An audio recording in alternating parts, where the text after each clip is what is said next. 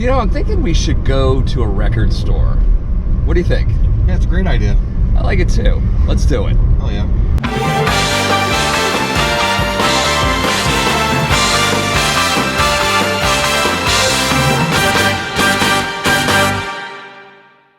Hey gang, Matt here, and today I'm with Eric again. You might remember him from the last episode. And we are in Worcester, Massachusetts today, and we're heading to Upton, which is a much smaller place. Yes. We are going to a record store called the Nevermind Shop, is that right? Mm-hmm. And Eric's been there a bunch of times, and we're gonna go together. We're gonna interview the guy there. Yeah, the owner, Nick. He's a nice guy, we've heard. And we are doing this at 9:58 a.m. We just had a birthday party for me. I just turned 51 last night, and we're feeling pretty decent. We're not worse for wear this time around, which is really good. So so that's where we're heading. Join us.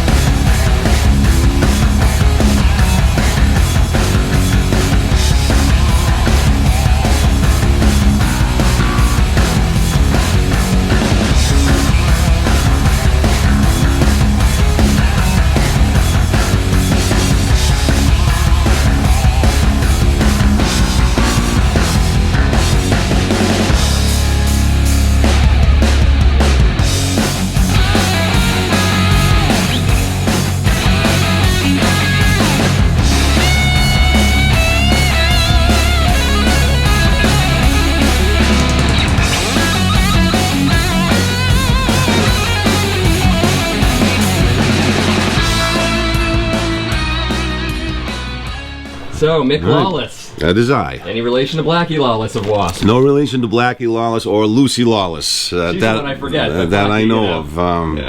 As hard as she is. You've been asked that a million times, right? I've been asked that a lot of times. If I had $1 for every time I was asked that, I may not be standing here right now. Right. So. Yeah. So I dig that you're in a Monkees tribute band. I do a Monkees tribute band. I've had a Monkees tribute band called Loose Salute. The name Loose Salute, kind of a military term taken from a Michael Nesmith solo record. Mike was the member of the Monkees who wore the beanie, and we pay homage to his solo works and the whole phenomenon that was the Monkees. And we don't do it's not like a dress-up thing or anything. It's just all about the music.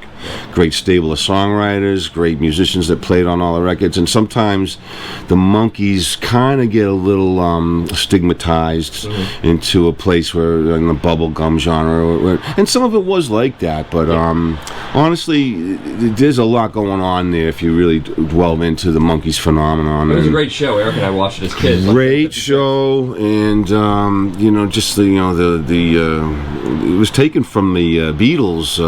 The directors were to take it from a kind of a takeoff of A Hard Day's Night. They wanted to make an American version of the Beatles, and hence the Monkees were put together. But great songwriters. I've been doing the Monkees band for 15 years. It's taken a little backseat to my original project, which is called The Reckless Hearts right now, which is a original power pop thing I'm trying to get off the ground, which we just put some vinyl on. It's sounding awesome. Right. And so the Loose Salute Monkees band's done a couple gigs a year, but still going, and we get asked about it all the time, and it's a pleasure to keep the torch, and carry the torch, so to speak. So. Yeah.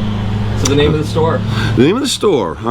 When I first started selling records, and I'm going back a ways. I've been in this gig a while. I kind of first really got going in the late 80s, like 87. I think I first sold my first record to the general public, and I was calling the business flashbacks back then. And as I kind of got going and really amped up my, to get a real store, I thought that was a little too much rooted in like the hippie kind of culture. Sure, yeah. And I didn't want to be stigmatized to that. Oh, this guy must sell tie-dye shirts and Grateful Dead records. Right. Well, yes, we do that, but we also sell, I'm a big fan of like 90s Alterna, and so I just took the name Nevermind Shop, and kind of maybe has a little Nirvana connotation in there, but it's Nevermind this, we do this, and we also do this. So never mind. Yeah. So there's kind of where the shop name came from in a nutshell. So. The place is definitely kind of a hidden gem. It's in Upton. Yeah, it's a hidden gem. Don't blink your eyes when you're riding through the center of town because you might miss me. But this is Route 140 in Upton, beautiful little sleepy town.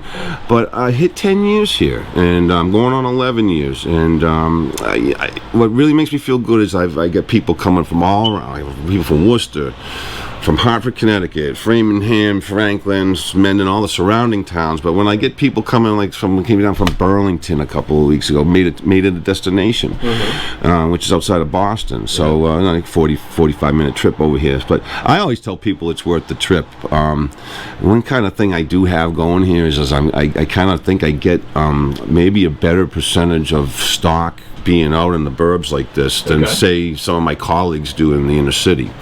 And this stuff is always changing in here. I mean, it's changing constantly. Yes, we do new stuff, and I'll get some new stuff and some import stuff, which I like to special. But I tell you, my pick of the classic old school stuff, I think I've got an in here. A lot of my stuff walks right through the door here, and we've been very fortunate to get great stock in here on a weekly basis. So Fantastic. it is. So business is good, basically. Business is good. You're always going to hit those patches. When it was 110 degrees over July 4th and stuff. Everybody, you can get those. But I tell you, we are going in a good direction right now. I have good thoughts for the future of the Nevermind Shop. Knock on wood. I have a good landlord who treats me well here and understands the plight of the small businessman, which is one reason why we've existed all these years is I'm not paying $1 million in rent. And I hear some of the horror stories from my colleagues. Is just that's really a key is the overhead.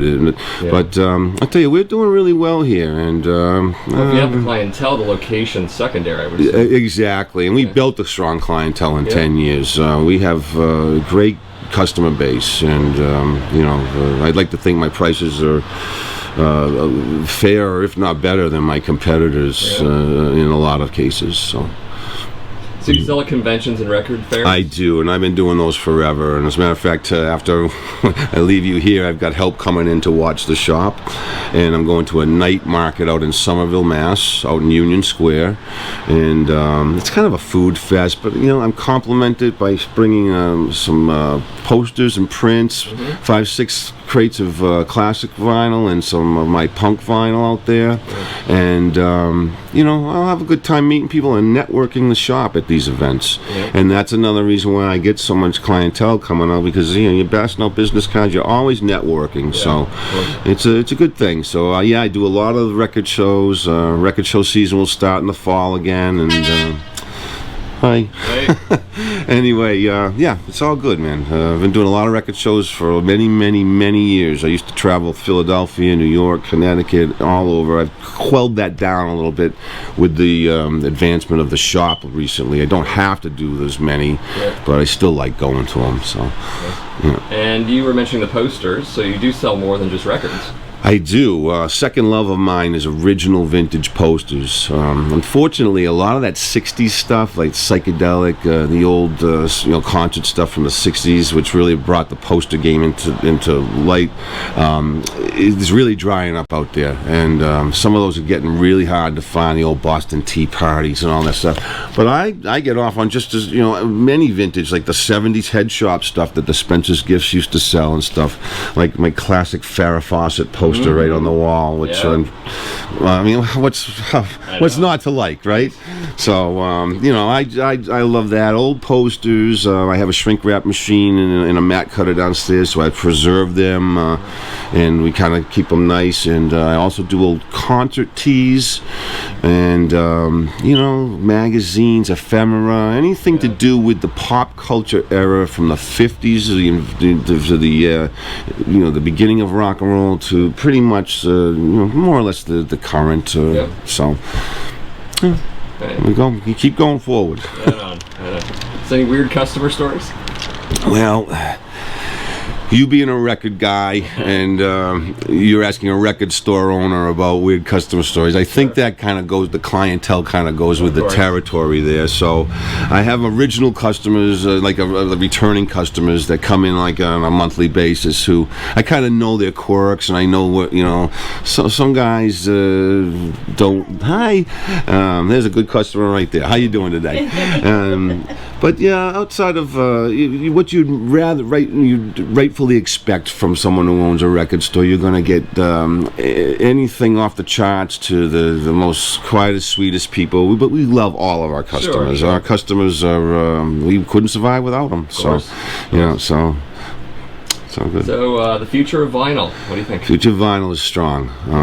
I can't tell you what's going to be 20 or 25 years from now, but I can tell you, like, within the immediate future, within the next 10 years, I just see it getting stronger and stronger.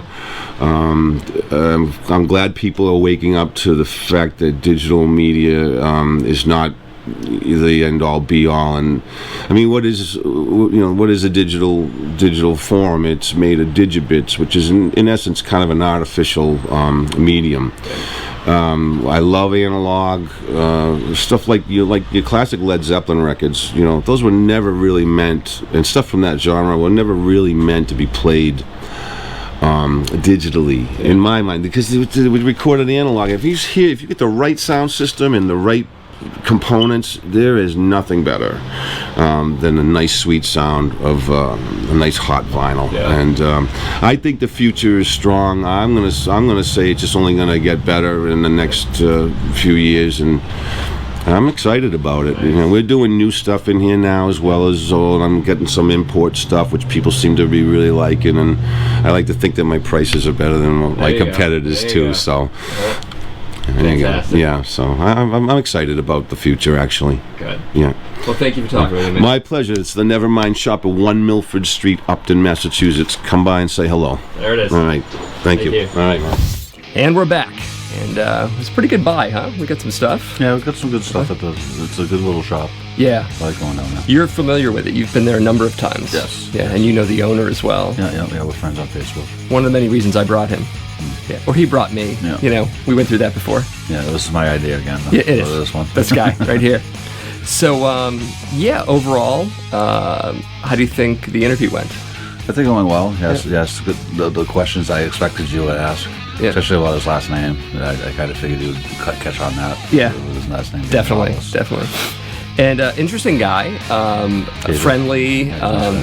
You know, definitely not the sort of snobby hipster record store guy owner who'll give you the side eye when you walk in their store. He's not that guy at all. Very friendly, informative, authentic is the word I'm looking for. Definitely. And his son helps out at the store too. Does he? A lot of days he'll be there instead of Nick. Yeah. I also like how they have more than just records. They've got collectibles and stuff. Interesting vintage stuff. Posters. So yeah, Mad magazines I saw, and some interesting vintage posters. Yeah, they had music magazine. I see the Hit Parade with Angus on the cover. Yeah, definitely.